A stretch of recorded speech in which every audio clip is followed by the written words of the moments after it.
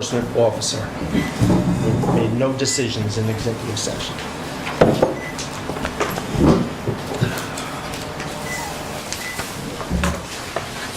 Jackie, I'm going to do public be heard while you do that. Just one, Caroline? Yep, that's it. Where do you like? You can come right here and then you can, the whole public, TV land can watch you. Okay, good evening. Hi, on this cold night. I'm Caroline Jerome. I'm a board trustee at the library. And I'm here to just keep everybody up to speed on what's happening over at the library. In January, we're going to have some changes to the board. We are saying goodbye to Elaine Hammond. And we will miss her candor and her wit and her honesty. She was always voted for herself and was a great team player though. And that's sad, but we are happy to welcome Kevin Kraft, who will start in January, and his enthusiasm and vigor, I think, will only benefit the library and the community. So we're happy to have him come and join us. The other piece we want to share is to let everybody know that Stephen Tilley has won the design competition. So next steps are working to refine and really plan and move out of the visualization kind of stage. One thing that everybody should be aware that we're talking about that's on the table is reducing the size of the library, the scale a little bit, so it sits more comfortably in the footprint. This would allow us to avoid setback variances. It would allow us to have more options for parking, and it would also reduce the overall cost. So, that is it. Happy holidays. I hope everybody's enjoying them. Okay? Thank you. Yeah. So, one quick announcement. Little computer glitch in the offices, and Carrie, through no fault of her own, her contact lists were lost, and her emailing lists. So she did have a very lengthy list of individuals who like to be emailed agendas. And if you'd like to be put back on that list, you can contact Carrie Muldoon at woodstockny.org, or just call the office at 679-2113, extension 17. Lawrence said he wanted to be left off it. Left off it? Okay, I can arrange that. You too, or? No, I'm fine. I love my job. Do you have a rebuttal? I already submitted my information. I'm ahead of the curve. Okay. And any announcements from the board? I'm gonna, while Jackie's doing that, I'm just gonna go to a couple of resolutions. Where's the Woodstock Town Board, that should say, resolution 193-2018, authorized legal notice for the expenditure from the Highway Equipment Capital Reserve Type Fund pursuant to permissive referendum. Whereas the time to file and execute such permissive referendum is now expired, therefore be it resolved to transfer from the Highway Equipment Capital Reserve Type Fund number .002 to DA 5130.2, not to exceed $63,045 for the purchase of a 2007 International Paystar 5600 dump truck with plow and sander. Second? All in favor? Aye. Aye. Mike can go buy his new truck.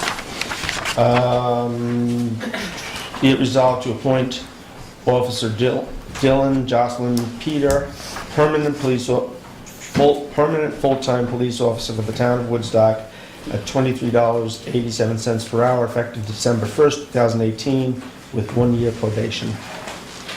I'll second that with just a comment. Okay. I spoke with Clayton this afternoon. He called me. I appreciate it. And I think Dylan will be a good, we're in good shape. He's done 2 months now as a temporary full-time officer, and he's done a good job. He has been a part-timer for, I believe, going on his third year. So I agree, I think he'll do a good job as well. Any other comments? All in favor? All right. Aye. Okay. Now, so Richard and I had worked, we took the short-term amendments that we had talked about a couple of months ago. We sent them to the county planning board for some preliminary conversation. And they sent back some comments, and Richard and I took those comments and put them into a proposed amendment to the zoning law. The next step would be, well, first I'd like to talk about it, see if there are any tweaks we want to make in it, and then it would go to the planning board for their review before we would do anything. And so that they have about 30 days to review this. If it came back with no changes, we would be looking at having a public hearing sometime in January or latest first meeting in February. So Laura, you had a couple of questions on the second page there. You had Yeah, and it's interesting, in black and white, they don't show as well. I know I sent them I put to it- my colleagues in They're in red. bold.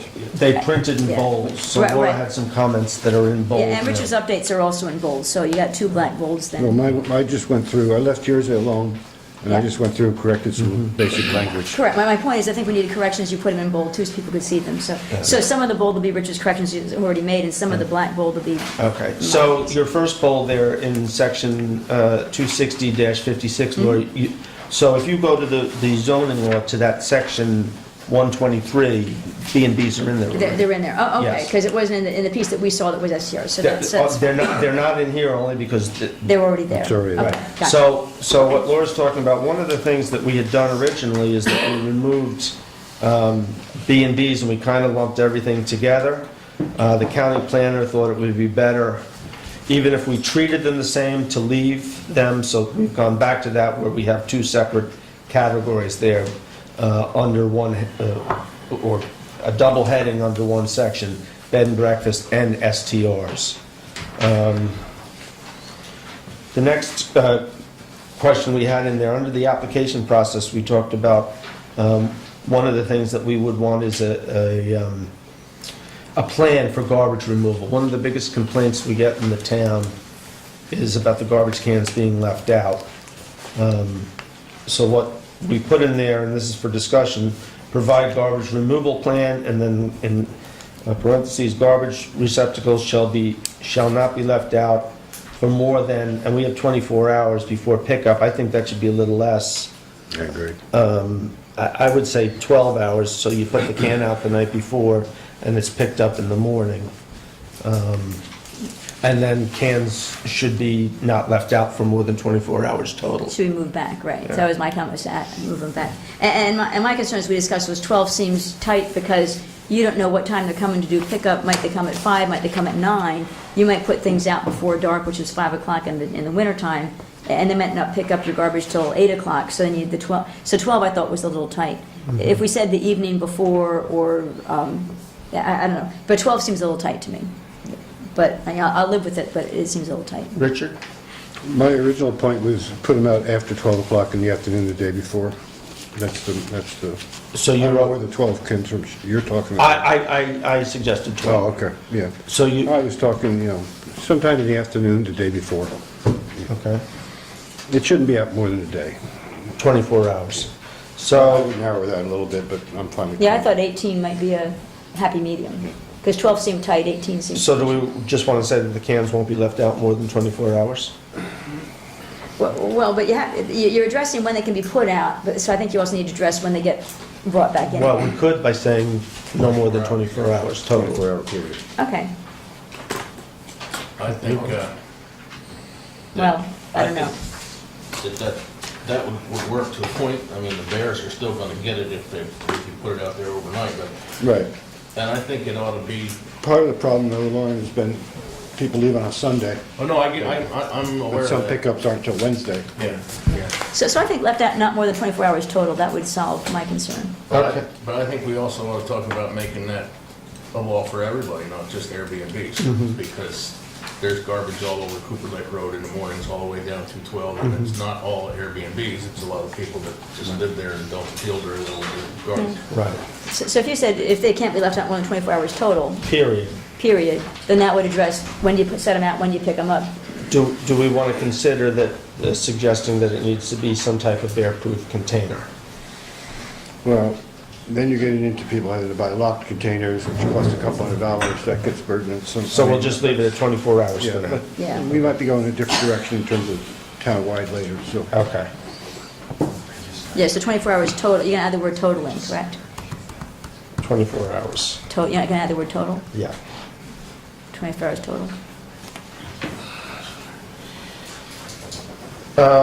So the next was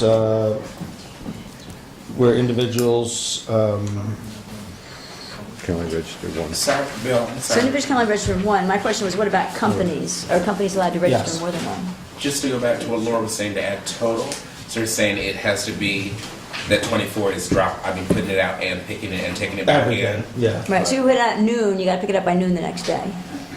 I don't always do that myself. I think the bigger issue is getting it You're out. you're gonna want I'm one of to. the.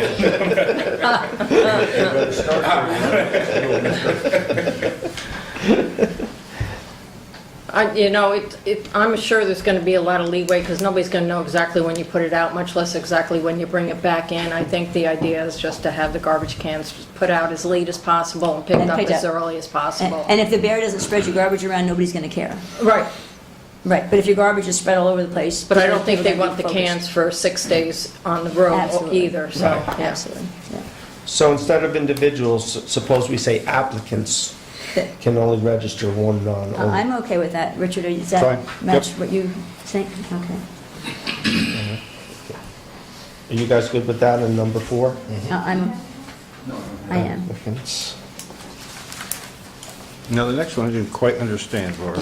So you Well, have to well, explain it to me. if I read application process, limited to 2 guests per bedroom. In the definition, we allowed for a child. Right, and then I Oh, flip over the I didn't know definition. that Charlie got in there.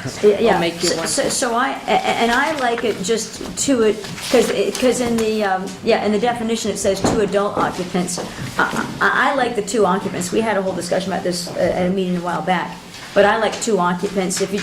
If under the definition you took out the word adult and said 2 occupants per bedroom, I would be fine with it. But right now, the one says 2 guests per bedroom, and the other page says 2 adult occupants, and it's 2 different things.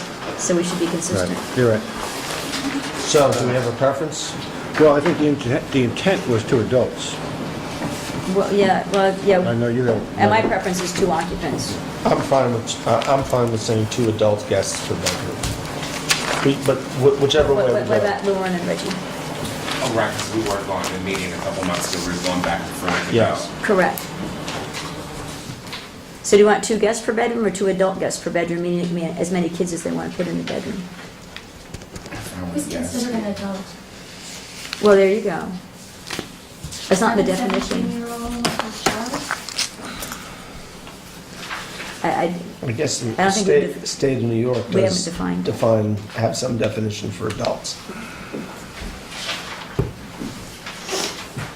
Reggie, preference? Guest is fine. So 2 guests. Guest. Lauren? I'll go either way with it, it doesn't. Pick, because it's 2 to 2. What's anybody offering? Just bring in breakfast tomorrow. Hold on, this is the town board right now. If, all right, if it's up to me, I would say occupants, 2 guests, yeah. okay. And if they, like we discussed this before, it's not people with children that are the problem, because they're usually putting the kids to bed early and being quiet. Right. So do So we let me be clear here. 1 adult and 1 kid is 2 people, is 2 guests. Right. Okay. Yeah. So 2 adults and 1 kid in 1 bedroom don't work, it's illegal. I mean, It's I'm, illegal with a guest or an occupant, right? yeah, I'm, Well, I think what we're doing is we're defining guests as children.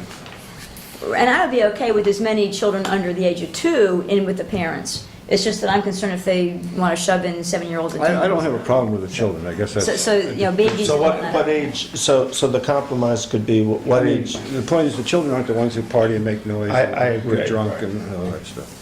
So, what do we want to say, and not including children under 10, or some age? Yeah, I'm not sure the best way to grammatically say that to make it smooth. But give me a number, though, to work with. So, I mean, I would have said 2, but if you think 4, I have a problem with the whole thing, so I'm not... so I you don't have an like answer 2 to it. adults, you want 2 adults. You like 2 I adults. like 2 adults, let the kids sleep on the couch or floor, wherever they're sleeping. And that's fine, I don't have a problem with that, let's just put an age to, I mean, 15, I don't care. Well, you can't rent if you're under 18 anyway, probably, right? I don't know if you can or not. Well, I mean, what's the age where you're gonna have the kids in the room with you anyway? Hypothetical. A year. 62. 18-year-old. Hold on, we're not I gonna, didn't mean the adult, I meant the house kid. I'd say 4, 4. if somebody asked me for a number. Reggie, you good with 4? And that doesn't matter if they're 2 adults and 2 children, or Yeah, Two adults, and then, and children under 4 are, no, are not part of the count. yeah. yeah. Yeah, 2 guests per bedroom, 2 children under... adults, so I'll leave it 2 adult occupants, and then parentheses, children under 4. Not included in the count. 4 or under. Yeah. So let's just be clear here. If 2 parents come to a rental place and they have a child over 4, there has to be 2 bedrooms. Technically, that's what, Yeah, I disagree with that, but, okay. well, I'm more on your side, but it's a compromise. I mean, I would be happy to make it higher. But the reality is, if a kid is over 4 or 5 years old, the parents are probably not gonna have them in the same bedroom anyway. They're gonna be looking for a bigger rental house. I would assume some of the rentals have their own rules and regs regarding that anyway. Right. Okay, so I'll make all that jive with the, so in the front there, we should say 2 adult guests. Well, the front, Well, well, you're saying 2 guests per bedroom, and Well- 4 and under are not included in the count. Okay, so we'll just leave it like Yeah, that? 2 guests per All right. bedroom, 4 and under not included in the So 2 count. occupants per bedroom. 2 occupants. So we'll change Yeah. the adults to Okay. 2 occupants. Right, and then you'll change it back in the definition as well. That's right, yeah, this one just changed it. Okay.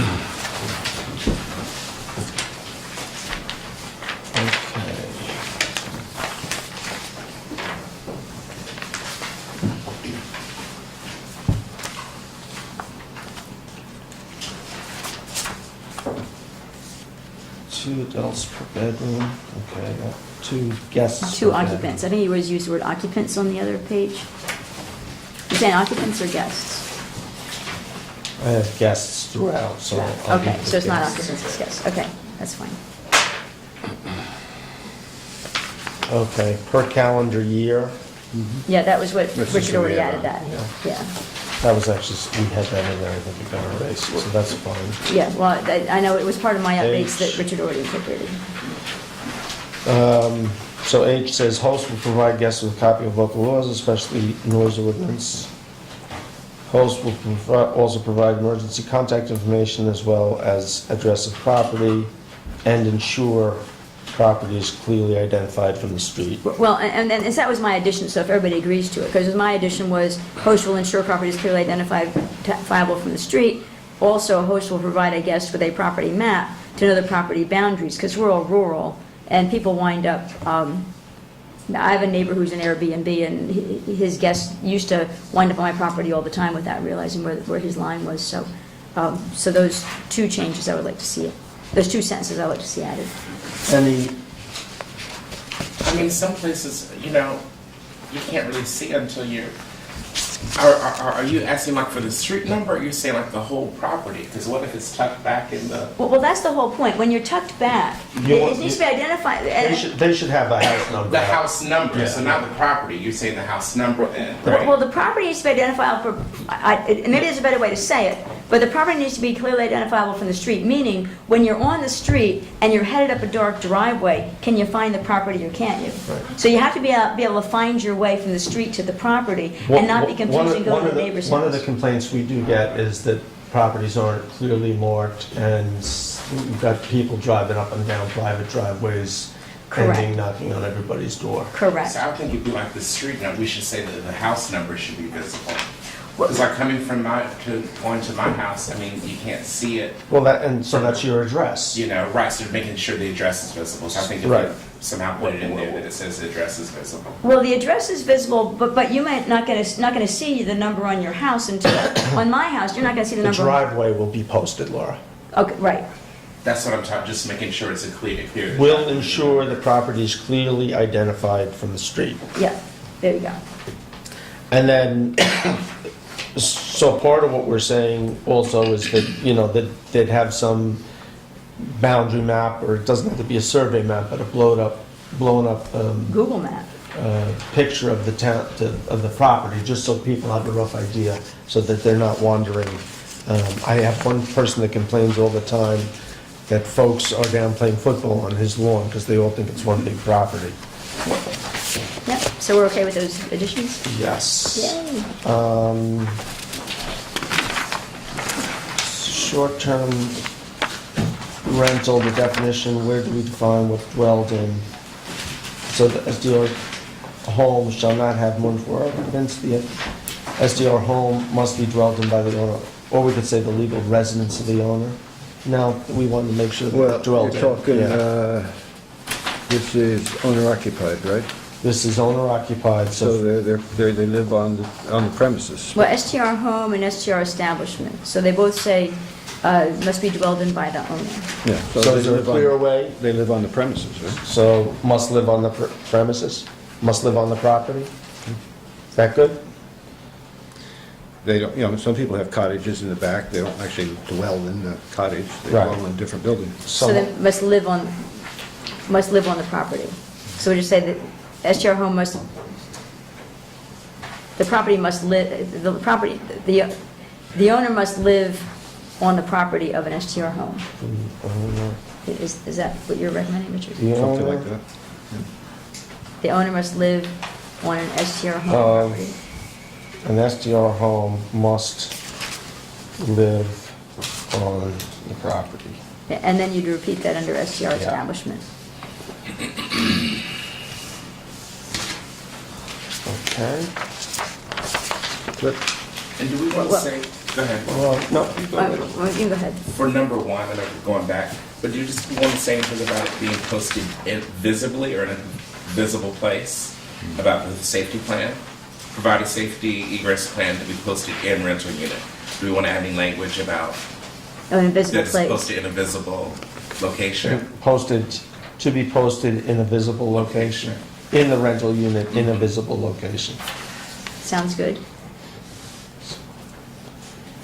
Location. Okay.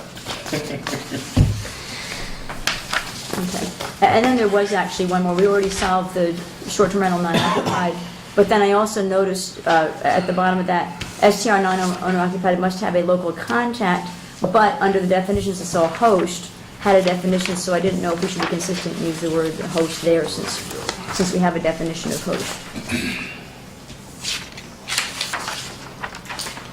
Because the host is an adult lives within 10-mile distance from the STR. We can change that to host, a local Let's host. have a host, according to the definition. Okay. Okay. And there was, I hate to bring up a typo, I can tell you afterwards.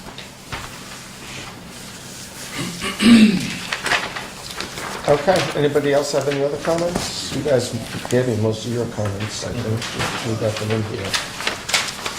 So the public Some of you guys have this here? This is not a public hearing, but we'll open it up. Right now, all we're doing is talking about whether we're going to send this to the planning board or not. But you want to start us off? First, thank you for all this hard work you're doing on a really difficult and contentious topic, I know it's hard.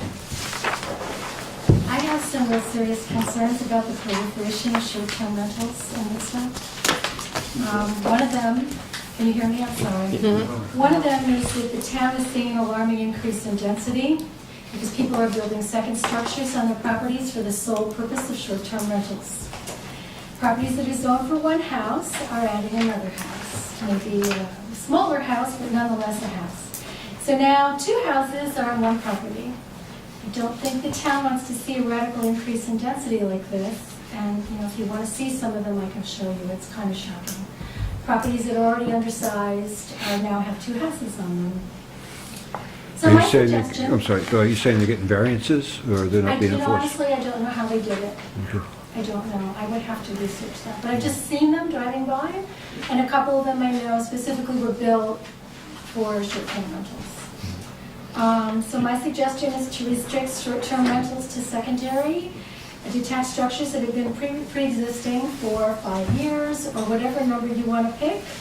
That will discourage the rapid construction of detached units for this sole purpose.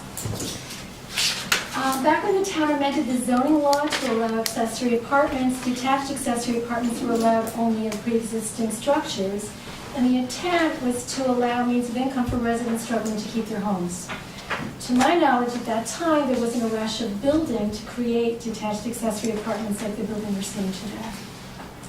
So please consider this, because I'm really seeing it a lot. The other thing is the town can also require that the units be owner-occupied. I know you said Can you just say that again? I'm sorry. that they can be owner-occupied, the town can require that they be owner-occupied. The county has advised towns to ban non-resident owners from operating short-term rentals. Technically, a B&B is owner-occupied. Short-term rentals, as seen today, are functioning more like hotels, and until now, unregulated and untaxed. Please find a way to put significant limits on STRs. I feel like we're losing our sense of community to those who only see dollar signs. While I understand that some laws may be difficult to enforce at first, we as a community can declare what we want for our town. For example, we have a leash law, and we have laws governing yard sales, and most recently a noise ordinance. So there'll always be those who defy the laws, but at least the town will have some recourse. Perhaps realtors will inform potential investors of our regulations, so instead we can encourage home purchasers who want to live here. Let's take control, and we can send a message communicating how we see the future of Woodstock. Okay. I'm going to stop you there, because really what I'd really like to focus on today is just what we've written here and what you think we should add, change, or adjust. Okay. Okay? So I was just going to say, you can always relax regulations. It's very hard to pull them back in. So those are my 2 suggestions. Okay. Thank you. Go ahead. This is Len. How are you doing? Good, then. How are you? All right. G, the town will set caps on the number of SDRs permitted and the fee schedule on an annual basis. I don't have any problem with the fee schedule. I'm sure you'll come up with something reasonable. Could you explain further what it means that the town will set up a cap, and how would you adjudicate that? I mean, how would you say, well, you can do it, you can't do It would be on a first-come, first-served basis.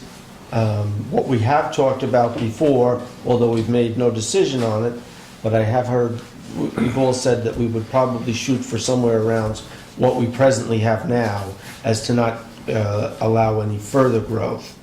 And thanks to Mike Hahn and the county, we now have a pretty good count on how many we have. Yes, It'll be pretty easy to monitor. we're taxed now. Taxed and, yeah. And when you say first come, first served, just to follow up, what would that mean? In other words, you would come up with a law and say, okay, now people can sign up as of Tuesday at 8 p.m. and people will stand in line and do this? Right. Or would it have any relevance to people who've been doing it successfully for several years? I think there's some grandfathering. I think, don't we give first My- refusal to Yeah, people well, that are over there how do last? we determine that? Well, but I mean, if somebody got, But I can comment on that. But- Well, but- some people have records, but, Oh, I can answer his question. no, but some people would have records, you're right. Yeah, and but plus some people- Airbnb has records, the town itself can go in and find Right. them and, home away from. And we could also check through, we could also check through the software. Morton, We could also Lynn, check got the through the floor, one at a software. time, okay. well, my thought is, once somebody's registered with us, they would, I think that we said that they would have first, they'd be first in line for the next year, once it registered. The problem is the first year when nobody's registered, how do you get first come, first served then? Yeah. But once you have people who are registered, the following year, I believe we've said that people who have been registered with Woodstock would have first refusal before the first come, first served deadline. And we're not, I don't believe that we'll end up setting up a cap once we set this law, that we'll wait, give people an opportunity to register, and then say, here's the cap. And, but also to encourage people to come and register. Sure. And might I suggest that you could start, for example, with the people who are registered with the county, who already are paying the taxes and are legitimate and have been inspected, et cetera, et cetera. And part of the application process is that registration with the county Right. and proof of that. Yep, you're right, that's a good point. Cool. Well, that's what, I wanted to make a point about first come, first served. I mean, we want to know if our operating permit, we get an operating permit that. It's not gonna be, it's not gonna be a mad rush to get in there. We're gonna do this in an orderly fashion and not see people squeezed out and hurt who have been doing it. I Right. think we've answered that. So if you have an operating permit and you want to renew your operating permit, you have the right to renew your operating permit. From year to year, yeah, we'll, Yeah, all you'd have to do is submit the fee Right. and And everything else. also change of ownership would carry through operating permits. Well, I don't know, that's good. you know, I think we, We did talk about that one night, whether it goes with the owner or whether it goes with the property. That's a good question. I would think it would go with Well, it would with the owner. significantly I have think an impact on another property person would have to values. start out fresh again. They might not even want short-term rental. But, but they should have the opportunity to, I mean, if they're gonna buy that building because it's an Airbnb, right, they should. Will it be taxed separately also? I Well, mean, they you're should, talking a if whole the bunch new- of the new different owner stuff. should not be left out in the cold, right? He should have, because it's already existing, it's already there. Well, it depends upon how you write your law. That's what I'm so saying. right now, we That's do, correct. it does say registration, But- well, it says registrations are not transferable. So, but that doesn't mean that the person, we wouldn't, that doesn't mean we don't have to give them the opportunity to come in. So if you sold your business tomorrow, we'd give the new owner the opportunity to come in and register. If I sold And my house tomorrow. if you sold whatever you're doing with the short-term rental, that property, what we're saying here is the registration would not be, the owner wouldn't be buying that. He'd have to come in and re-register it. But we wouldn't say that he'd have to go to the end of the line. Right, he would have the opportunity. He'd have the opportunity to come in and register it. That property. Yeah. Yeah, it would just be change of ownership, change of title on the registration, Right. but he wouldn't get left out in the cold, is what I'm saying. So what if you had an owner who has a B&B, so we're saying the registration Well, is for the say- property, and then the owner wants to, the owner who sold buys something new, wants to have an Airbnb, they get to the end of the line? They do. So they If they would, bought a new house, so it would stay, so the registration would stay with the property in terms of your place in line being, yeah, Stays with the property, yeah, it doesn't go to another property. right. okay, a good question though. And I have one more question pertaining to the multifamily dwelling, number D. That was a recommendation from the county. Uh-huh. So it says STRs are prohibited in multifamily dwellings of 3 or more units. Okay. And how would you define dwellings? Or, multifamily dwellings? Apartments, I mean, they're all registered with the town right now. They would be inspected. And. And the whole concept there is that they're really our bread and butter as far as affordable housing goes. We don't want to lose those. Right.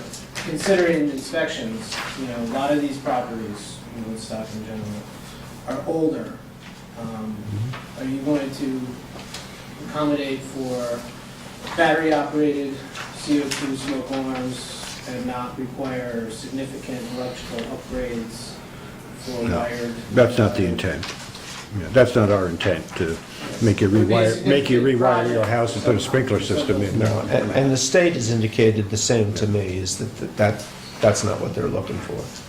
As long as the battery's good and it works at the time of the Sure. inspection, then Sure. Well, you have to have Now, fire extinguishers. now, if you turn Fire around, extinguishers, yeah. Yeah, I mean, have the fire standard extinguishers. stuff. I mean, if you're rented, you should have that stuff anyway. This was so, a yeah. specific incident, and, it's a question that went back a few years, but pertaining to fire code. if you do an upgrade, if you pull a building permit and do work on the house, Right. you're, at a certain threshold, you're obligated to come up to meet new codes. So this code will, the inspections will take into existing conditions of specific buildings. Yeah. Because your building already has a C about.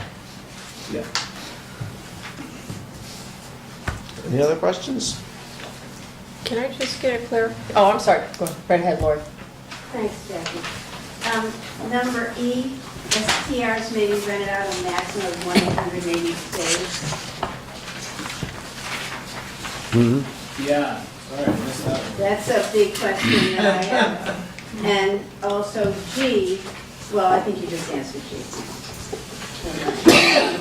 And then I'm confused only because of maybe I mixed up the papers, but number 261.23, word usage and definitions, you discussed host, but it says an adult who lives within a 10-mile distance. But what if it's an adult who lives in New York and rents, STRs part of the time? Well, the point is you have to have somebody close. The point is that we want a local host to respond to emergencies. No, so that's a manager, I mean, it doesn't need to be the owner. Yeah, no, Okay, maybe you could do, well, would a clarification be owner or manager or something, just clarifying it for us? You could put host/manager or something. Property manager. Yes, Property manager. thank you. 180 days though. Can we, talk about that? yeah. What would be the point of that?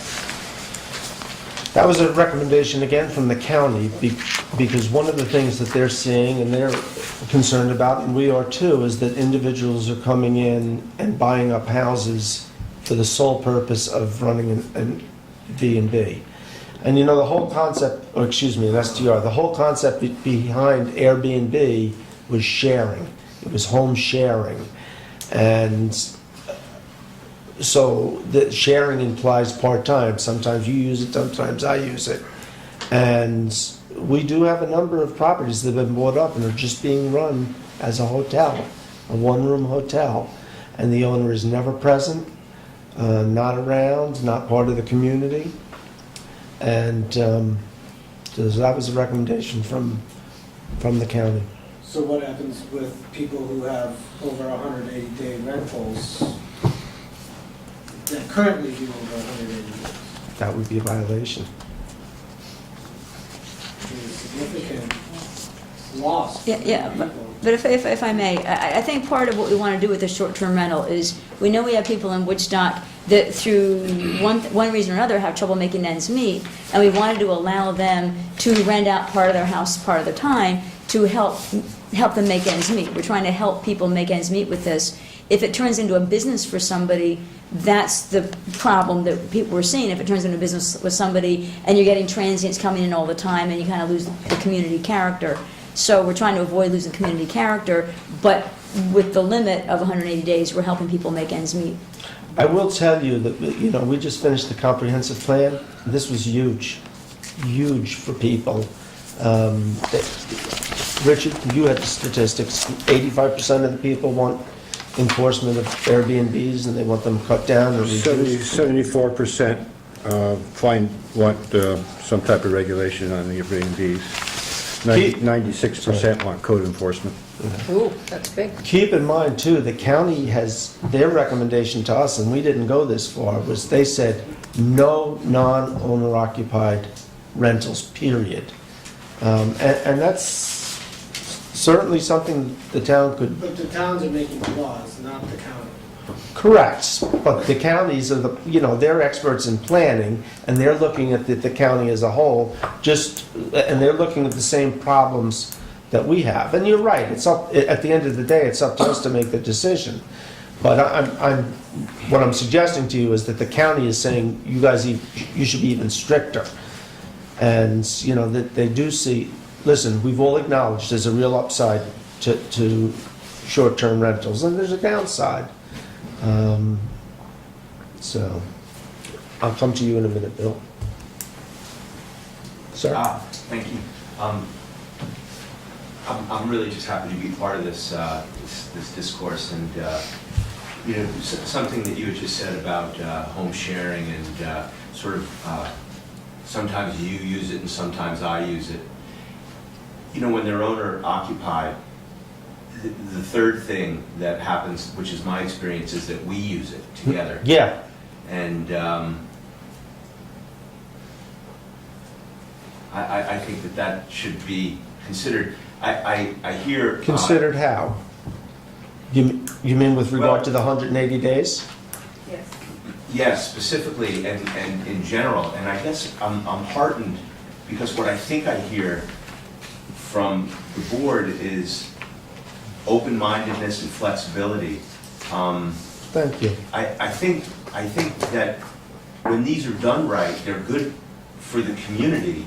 And when they're not done right, they're bad For everyone. for the neighbors and for everyone. And I think that's what I'm hearing from everybody here. And I'm heartened by that. And Thank you. this woman up front who spoke about the density of the town and spoke beautifully about that. These are real issues.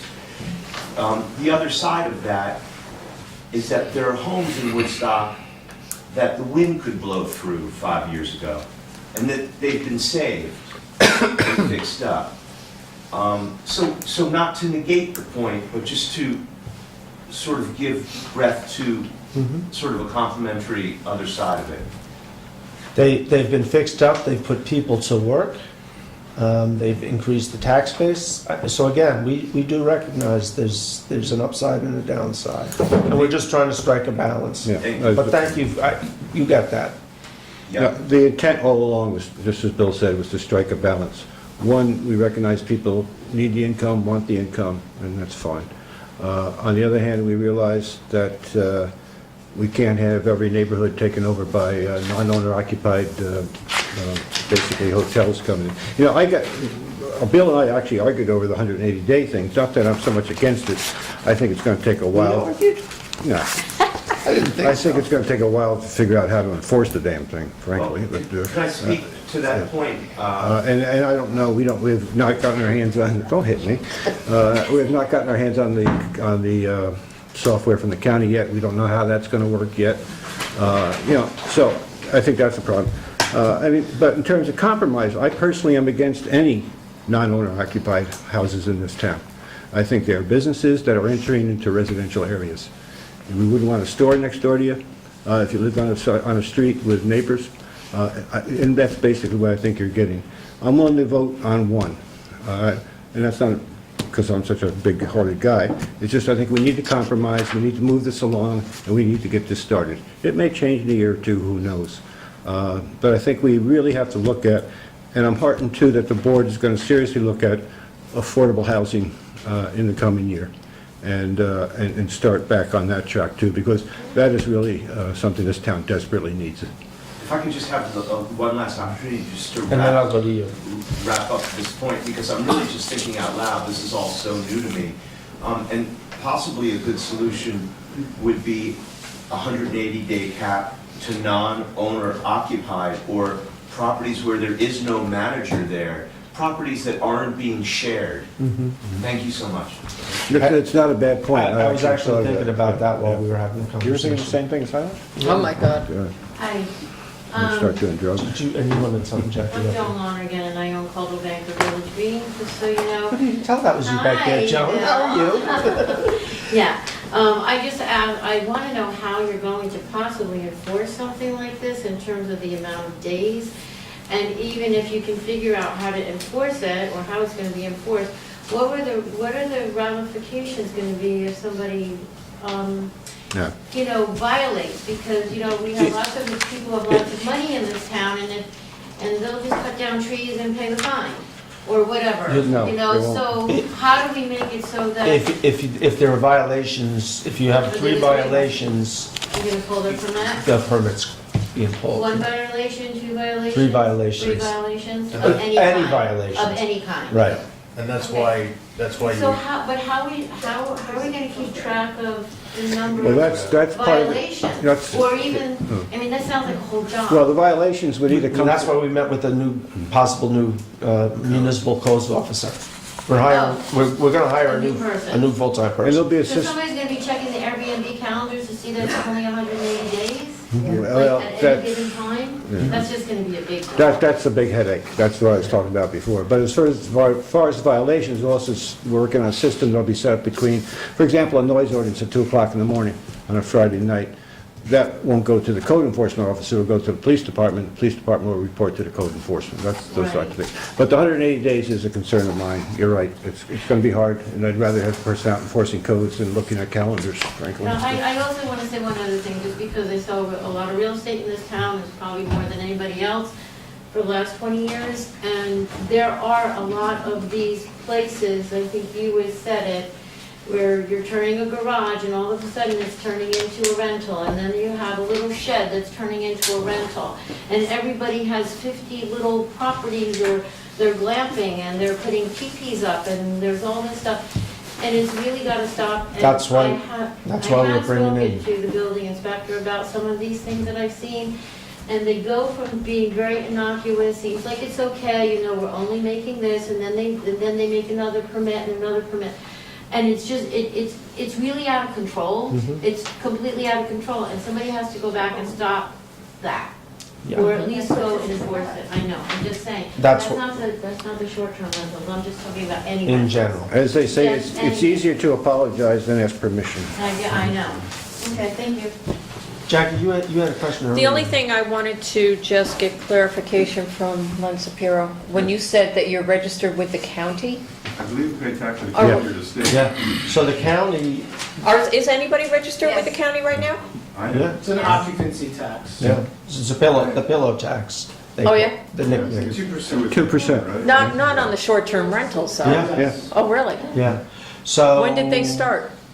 January, February? When they got Oh, their, last when year. they got their Okay. software. Okay. They got the software, they sent letters out, and Yeah.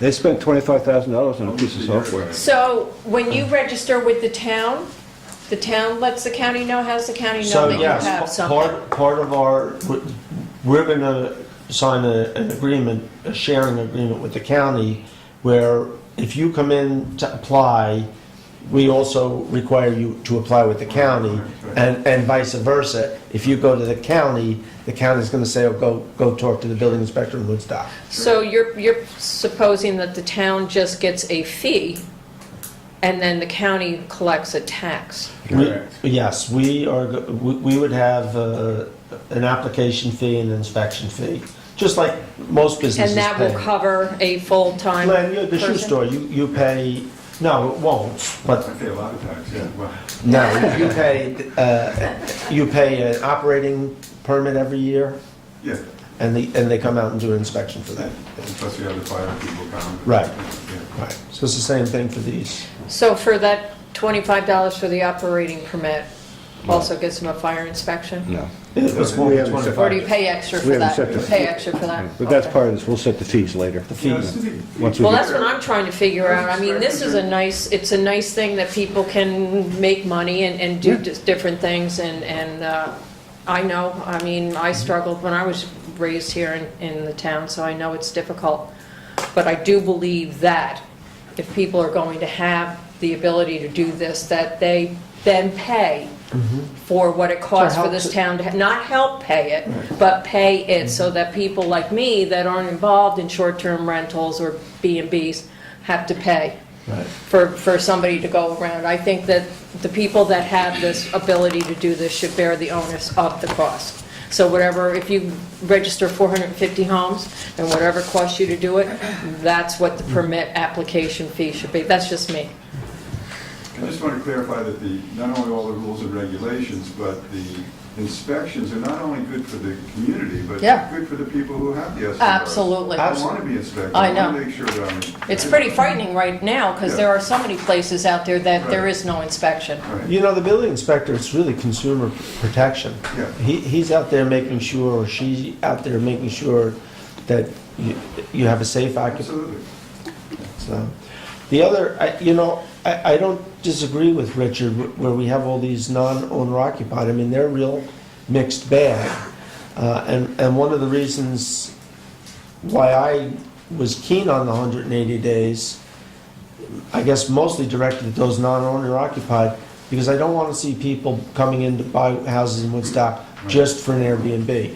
If you have a couple coming up from the city, and maybe they can't find anything in their range, and they stretch it a little bit because they can pick up a weekend here and there, that's wonderful. To me, we're bringing in a new family to participate in Woodstock, even if they're only here 2 weekends a month. The ones where they're renting out year round and the owners never show up except to pick up the check once in a while is not a good scene. So. Anybody else? Can I just ask one more Sure. question about the 3 or more units? There's a few properties in my neighborhood that would be considered 3 units. Mm-hmm. And They're all rental apartments, presently. I don't know. On all of them. Mine isn't, Mhm. because I have 2 apartments. You have 2 apartments in your house, Yeah, and I live there. right? So that's, But there's 2 separate units? well, there's 2 units, yeah. There's a studio and there's a 1-bedroom. So is that 3 dwellings? That is 3 dwellings. Is it 2 buildings or one, or? 2 buildings. 2 buildings. It's 2 buildings. Yeah, So it's not a multifamily of more. You've got a house with an accessory. accessory, Right. right? So that's not a multifamily of 3 or more. So you would say an apartment building. Yeah, we're talking about apartment buildings. And those apartment buildings over on Broadview, there's the ones out on Tinker Street there, they probably, I'm guessing, but they may have like 3 or 4 or 5 units in them each. No? Which ones are those? There's a couple of bigger Yeah. houses along, Right, between you and town. Yeah. Yeah, between you and town. okay. So those, we feel it's important to protect those, to keep those for the affordable housing. What was the number? Because that they had? basically, if you take it at 3 or 4, I mean, basically, it's a motel at that point. If you're renting out those many units. So, How many is the county saying are Airbnb or short-term rentals in Woodstock right now? I've heard 2 different numbers, but Yeah, the it's been- proportions are the same. So the one paper came out and said there were 1,100 short-term rentals in the county, of which almost 300 were in Woodstock, so that's Wow. 25%. That's huge. The other number I heard was 1,600 in the county, of which 400. So Still 20. both numbers were 25% are in Woodstock. So, Hi, are those statistics available for the general public, or how? you'd have to talk to the county. These numbers came to me verbally. Did you see anything in writing? There might have been an email from, what's his name, Ken? I'll take a look and see if I have an email. If I have the email, it's foilable. So, Yeah. Will you discuss this notion of pre-existing accessory buildings? And whether or not somebody can just throw up a building and then all of a sudden start... well, I want to go back and study the law a little bit, because I don't think that's legal right now. Yeah, that's what I was asking You about. claim Barry. these are legal or illegal projects for like accessory apartments that people are building? Are they being approved by the town? I don't know. Okay. I mean, you can have a guest cottage, but Yes. that has a certain You- set of rules as well. You can do an accessory apartment, but there's rules for that. And if Yes. it's detached, there's certain rules on how you can do it, and depending on how old the building is. Right. So those regulations are all in place. I'm just wondering, for this, we're seeing people put up buildings just for short-term rentals. But they can't be putting in a second dwelling unless it's an accessory. Well, I'll have to find out. okay, I'll look into that more. Maybe you could come talk to me in a day or two. Let me know what they are, and we'll take a look. So, anybody else? Nothing?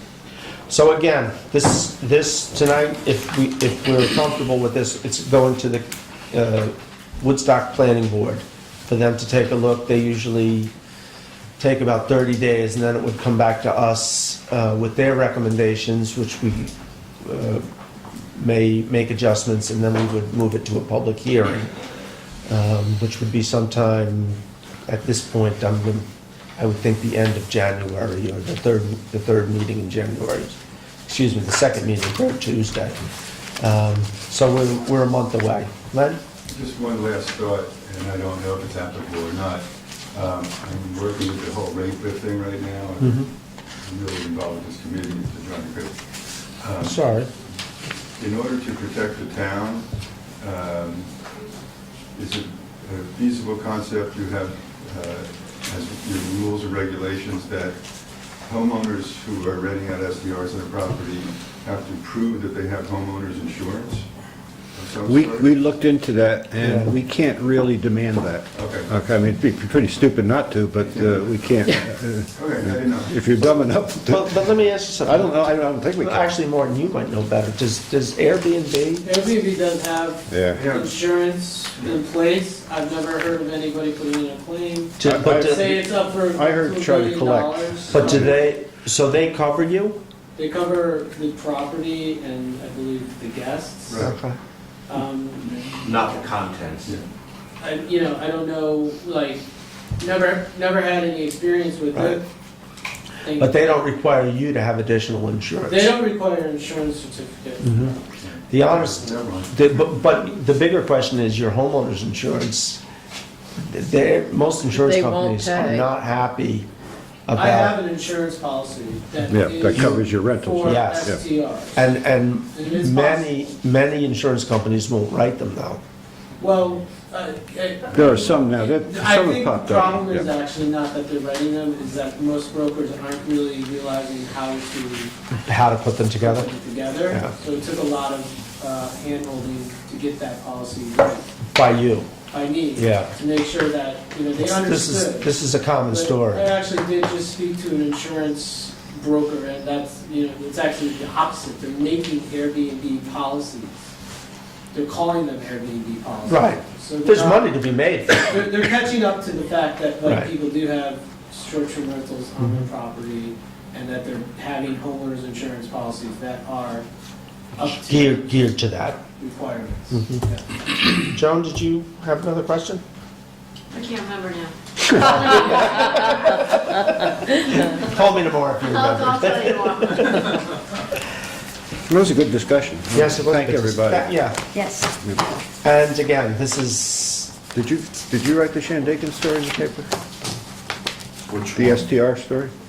Before they had the meeting, Yeah. I did the advancer for the meeting. Oh, okay. 'Cause I know they had some problems, a lot of screaming and yelling, I guess, up there. Okay. Some, Jay Brown, the meeting story. all right, I'm gonna move on to a different topic. Ken, it didn't get on the agenda, but I know you had, No, Ken's back there. Yes. you had a report you wanted to talk about, Ken?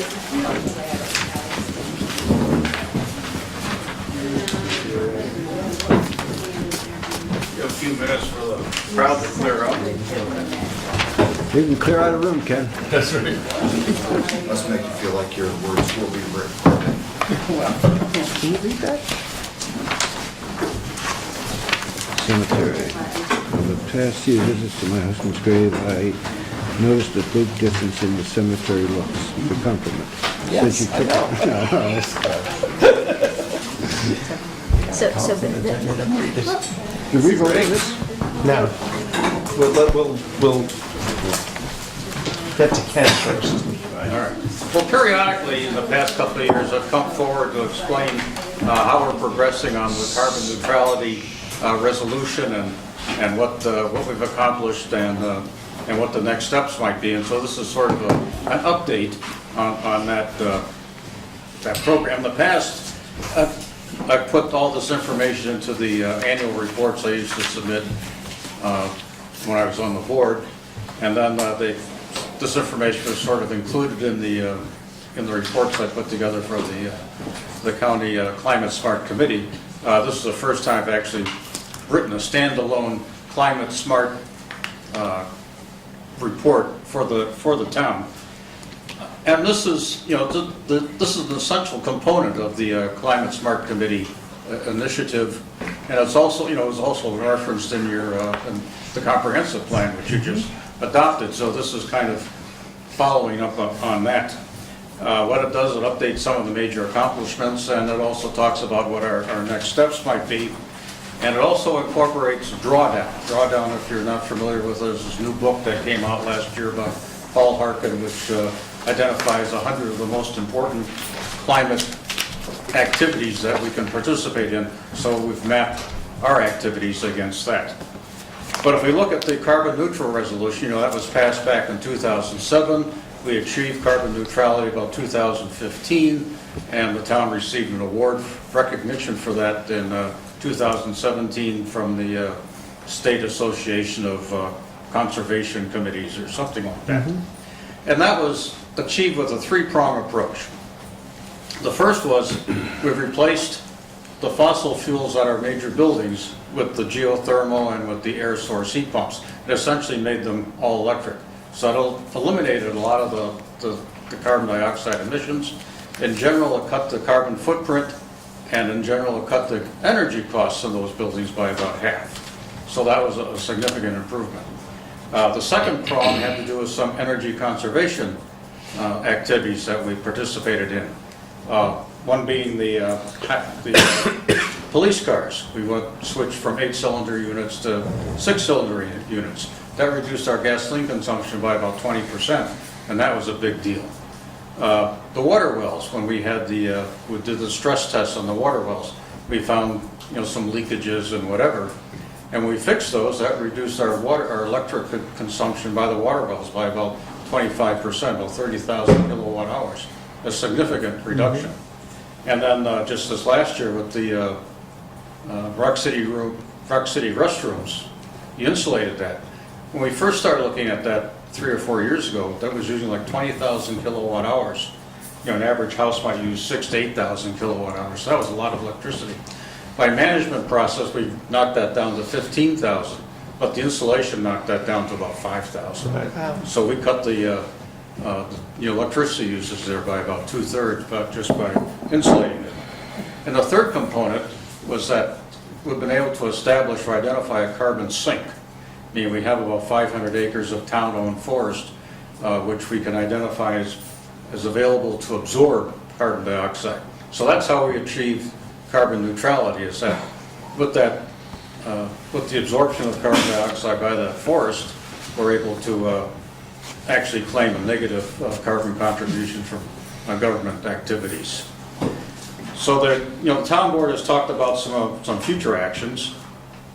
The big one is the acquisition of renewable electricity.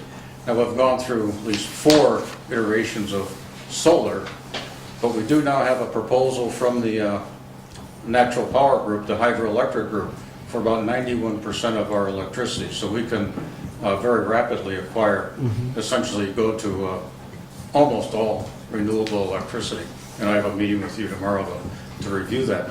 But if we do that, that'll knock about 100 metric tons of carbon dioxide off our carbon emissions. Wow. And by the end of next year, we should be at about 30% reduction in total carbon emissions from 2011.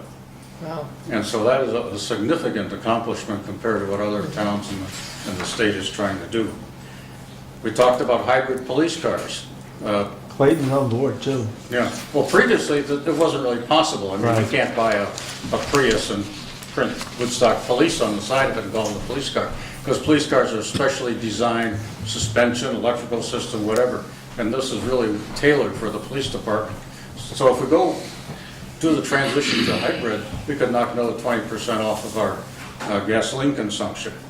Of course, we talked about LED streetlights, and that process is underway now. If we go to LED streetlights, we'll knock about 30,000 kilowatt hours off of our electricity usage. And finally, eventually, this building will be renovated, and we'll eliminate the fossil fuels there and then go to some sort of heat pump system. So those, if we do those things, we're Jackie looking. wants an AC unit that works. What's that? Yes. Jackie wants an AC unit Right, that well, works. you get AC with that.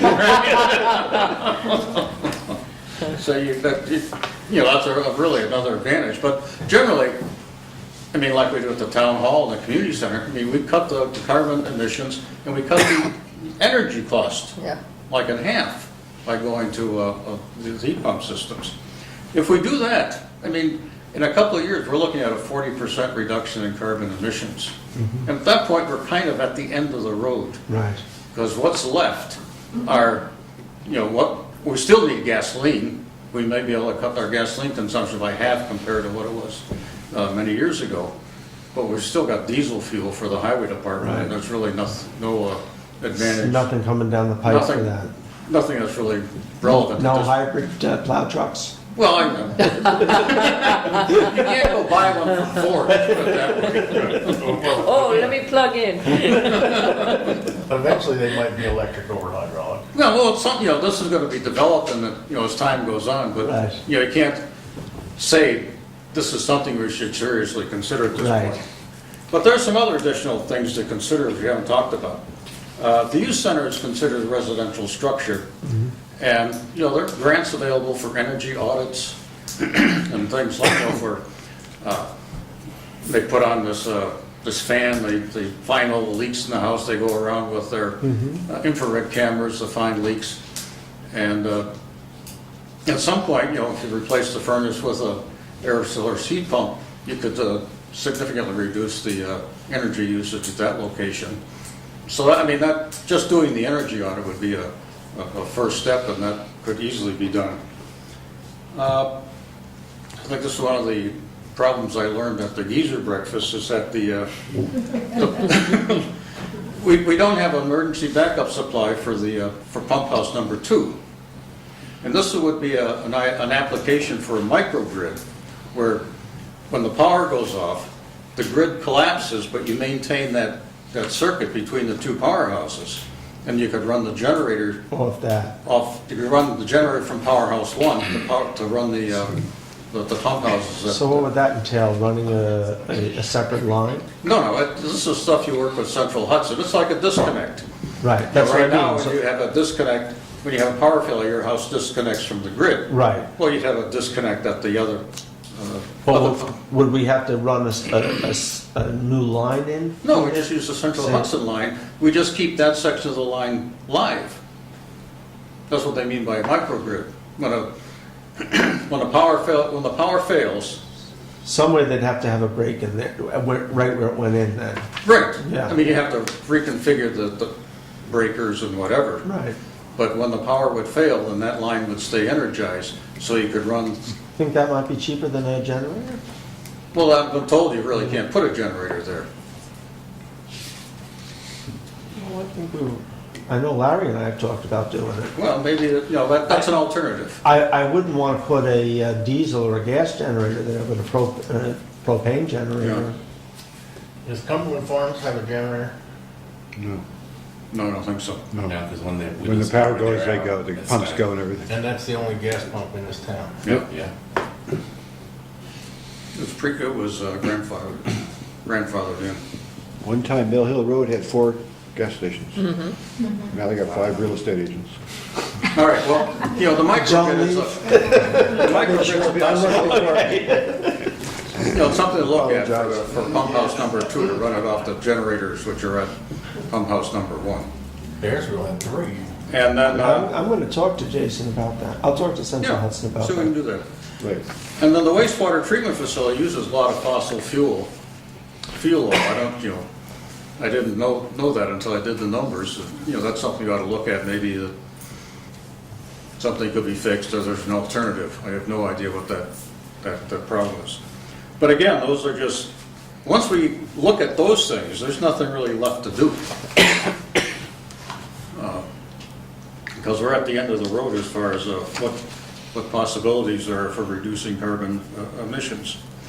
Then finally, this drawdown. This is the big thing. The Land Conservancy held a seminar, Transition Woodstock held a seminar on this. Omega held a seminar and brought in all the experts in broadcast satellite lines. So it's the big deal among the environmental organizations. So I took drawdown and mapped those solutions against what we're doing, and so I have a report. That's included in the report. Okay. So just, you probably all have copies of this, but I'll, Yeah, I printed it, you sent that earlier. Yeah. It was very nicely done, Ken. so we're really pretty good shape as far as this carbon neutrality, the what we're doing with the Climate Smart Committee. And so I'll keep you posted Cool. as things go Good on. job. Ken, thank you for taking this on. Yeah. Thank you. I appreciate it. Thank you. Thank you. So back to, Resolution. the amendments. Are we comfortable sending this off for comments to the, Yeah, I had one typo that I just wrote down for you. yeah, that was in black. Well, it was in black because I had marked it, it was in red to be corrected, and I guess it didn't get corrected. Oh, I thought you added that in there. Oh, I thought you added it in there too. I didn't understand it, that's why I left Oh, no, I just, the stuff that should be corrected, some of the stuff I just highlighted because it needed to be corrected, and you did correct most of them, but you didn't correct it. You that spelled one. described wrong. Excuse me? Yeah, but it's not gonna be. Be it resolved, the supervisor forward to the Woodstock Planning Board the zoning law amendments regarding short-term rental regulations for their consideration. I'll second that. All in favor? Aye. Aye, so pass this. I with an explanation. I don't like the idea of non-owner occupied in residential areas. And I hope that after a year, this will let it go. I mean, I want to see this go forward. We got to get this done. Let's get it done, go. But after a year, I think we need to look at the impact that has and rescind it if necessary. So let me, there was one thing that was brought up that I do this 180 days. Yeah. We could amend this, and I'll get this ready to send over, and if we want to just, we could limit that to non-owner occupied. Well, so, and I think that's not a bad idea. We'll take a look at it. My concern is the neighborhoods. You know, it's as simple as that. Communities are based on neighborhoods. If you don't have neighborhoods, what do we got? Nothing. That's two Ps, Nick. So with that change, you're comfortable, Richard? I will be more Going comfortable. to the- more if we comfortable switch it going to over. I think it'd be easier to enforce, certainly. Okay. Which is my concern. So we making that change? Are we agreeing to I make don't that know. change? Did you make that? Yeah, I'll add that To add the non-owner occupied. Yes, non-owner Yeah, I'm in occupied. favor of that too, and some of the points that were made for people that are living there and maybe sharing, like the gentleman who spoke earlier. I think that's good to hear from you. And keep in mind, when it comes back, I mean, we can still make adjustments. Yeah. Yeah. I mean, it's not written in concrete when we get it back from them. Also, real quick, but I do like the idea of, for G, starting with the folks that are already registered with Ulster County, kind of, that have already started that process. Maybe letting them, I don't know if we have a way, well, I guess we could, because we could We're get just- information from the county with the data. I don't expect that we're gonna jump right in and set the cap. I think we're gonna give people an opportunity, as we talked about this before, 6 months opportunity to come in and get registered. We also, I'll remind you, we also did talk about, because some of these are gonna require planning board, Special use. special use permits. And what we talked about is a lot of these things are up and running, and we talked about that we would have a grace period, that as long as you came in and registered, that you could continue to operate while you were waiting to get into the planning board. That way, the planning board is not under the gun to get all these applications dealt with. They can take their time. And once they get through a couple of them, I think it's gonna be a lot easier. I mean, they're all gonna be cookie cutter at that point, or somewhat. Can I just ask one other question? So if there's 300, 400 Airbnbs or short-term rentals in Woodstock that we assume, How many do we have registered as of right now? With the town? I mean, is it just the same people that keep coming in here? You know, there's probably a handful, but there's, Well, the So, B- the so you're B&Bs are talking the registered. majority of them are not, No, yeah. okay. they would be registered as B&Bs, not as short-term rentals. You know, places like Twin Gables and the like, yeah. They're Right, they're right. registered, yeah. So I just want to bring this up on a different topic. Richard and I met with the cemetery task force the other day, and we're talking about simplifying everyone's lives by coming up with some grave markers. And this is, if you remember the fee schedule, the one thing that was to be determined was the installation of grave markers.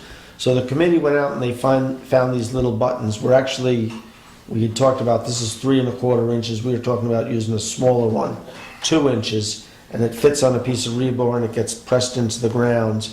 And what we would do is we would start with marking the outside row and then maybe go in 10 graves and mark another row. We're not going to mark everything, but just kind of set up some kind of grid pattern. So it's easier to find what you're looking for. Yes, and this would be in section G. We wouldn't be going through the whole cemetery. Do they go down in the ground far enough where you can mow over top of them? Yeah, Yes. they go flush. But you drive in the rebar, then you set it and drive the The rest only of problem is they may pop a little in the spring, you have to check them out. But that's why we talked about going 2 inch. It'll be a little less for the frost to grab. So are they going to be marked individually for what grid they're on, or are they all going to say the same thing? No, they're going to be marked. You got For what basically a grid? Oh, look at four-corner. that, A1. Oh, cool, that's very nice. I used a Did you wedge engraver. it? I Did you etched wedge it. it? Well, I'm not happy with it. I think we might spend a couple of dollars and buy a little machine, Stamp. teen. yeah. Thank you, Rich. Thank you, Lauren. Here was others. Okay. So if They I put go that up in Put a stake there. through his heart. if I go up there, I can find my spot? What? I can find my spot based on the number, No. my grade number? But if you want to buy 4 of them, we can go put. See, what we're going to do is, Yeah, I already have it. I know. Moving forward, though, what we're going to do is when you buy a grave, we're going to charge a little extra, and we're going to put 4 of these in for every new grave sold. But why? I don't understand. So you can find we it. can find the grave. So everybody knows So where you it is. don't know where it is now? You don't I know- do, but I have to go there and measure it. It's Bill's not always gonna be here. Oh, well, You he's see. going So to what be if here I, forever. what if I beat you before that and put a stone there, like say? Do you know where it is? Well, you kind of showed me where it was. Kind of, but not specifically. That's the problem. Right. There's too many kindas here. Yeah. So say we wanted to put the stone, I mean, so you wouldn't be able to do that yet? No, you can do it. You measure If it. you want to put a gravestone, if you want to put a stone in, yeah. You know, a mark. But to do that, you'd go to the monument maker and he would come to the town and we would locate it for him. It's not for him to locate. We would locate and say, here's the grave. It could say like a cadaver to be named later. It has to be a pillow, right? A pillow type stone? I don't want to like know where it's gonna Depends go. what section you're in. Yeah, because I'm going to. She's in Depends a, on what row you're in. she's in a I'm pillow. on G. Oh, Yeah, you're no, in G. that's the section, but it depends on what row. I think she's in a pillow. I'm a pillow. So you're plotting to make a basement. I think it's a lot. You got it. Go up there, lay on the ground. It's a nightmare. Anyway, anybody have any other questions, comments, concerns? It's quite the show and tell. Yes, isn't it? Actually, here's the, do you want to go through here's the little engraver kit. You'll be very happy with that. Are you taking that back with you? And I'll see leave it there. Bill's sitting in his office.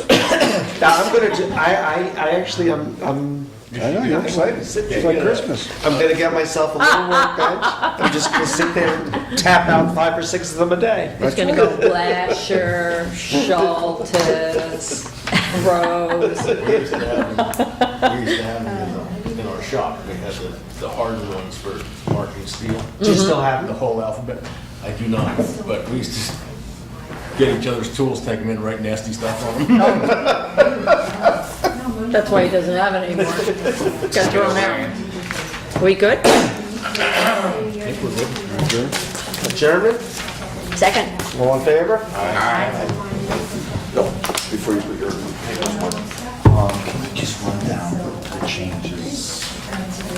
In the, the things that were modified.